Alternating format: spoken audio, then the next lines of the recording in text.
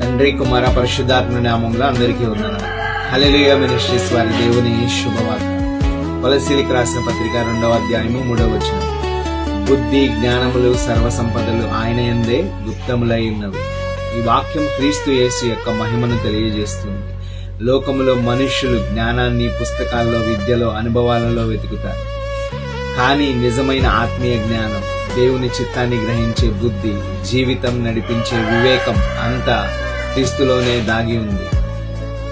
దేవుడు తన జ్ఞాన సంపదలను మనుషులను తర్కంలో కాదు, తన కుమారుడైన క్రీస్తులో ఉంచాడు.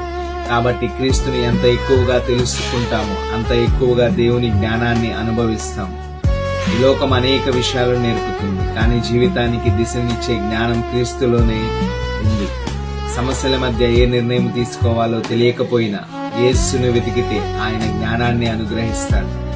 మనం జ్ఞానాన్ని వెతకడం కంటే జ్ఞానమునకు మూలమైన క్రీస్తును వెతకాలి. ఎందుకంటే బుద్ధి జ్ఞానముల సర్వ సంపదలు ఆయన యందే గుప్తములై ఉన్నవి. ఈరోజు మీ కొరకు ఈ శుభవార్త. క్రీస్తును కోల్పోయినవాడు ప్రపంచంలో సర్వమును కోల్పోతాడు. క్రీస్తును పొందినవాడు బుద్ధి జ్ఞానములు సర్వ సంపదలు పొందుతాడు.